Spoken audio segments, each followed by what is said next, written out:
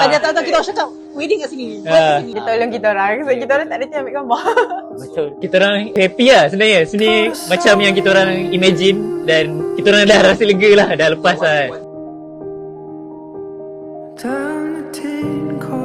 Semua okey, semua teratur tadi. Family datang semua dah. Parking dah ada, semua ada dah. Juntutan kita tak ramai, so dia macam Teratur comfortable untuk semua orang. Orang nak jalan kita tak ada bersisih. Maksudnya smooth je lah.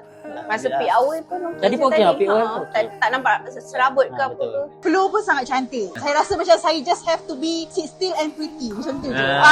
Sebab everything you akan sediakan. Macam even I tak sempat nak house pun you Dia dah offer lah. Cik Zaim lah, floor manager kita.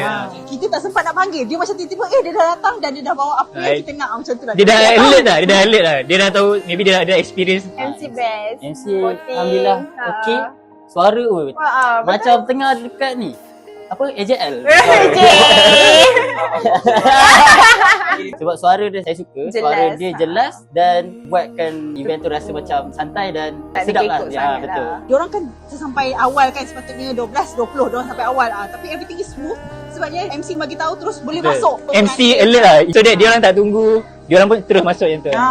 Di sini memang kita orang happy gila. Dia punya team dia, tema dia memang kena rasa kita orang. Kita orang tak jumpa lagi kat mana wedding venue yang ada macam ni. So itu one of the key reason kita orang pilih sini lah. Ventilation dia okey. Jadi Tetamu pun kata okey, ventilation betul. semua. Dia jangan Ada panas angin. sangat. At least angin masuk sikit-sikit. Pelamin cantik, meja semua okey. Tadi- Makan beradat semua cantik. Dari segi setup pelamin pun yang jenis yang memanjang. Jadi family kami ramai. So Kami boleh senang sumbat tak adalah kena ngelak bunga. So comfortable lah. But memang kita orang memang suka yang macam ni. Jenis yang open, airy, lepas tu macam rustic sikit lah macam tu. Sure, recommended lah. Kalau saya lah recommend sangat. Tapi recommend kepada klasik lah. Dia kalau model saya tak tahulah kan. Tapi kalau klasik memang sesuai lah. Sangat sesuai. Memang I recommend. Dia lengkap lah semua. Sudah cerita lengkap lah. End to end korang settle kan. Sebab tempat dia cantik. Lepas tu banyak spot untuk OOTD. Untuk tetamu semua.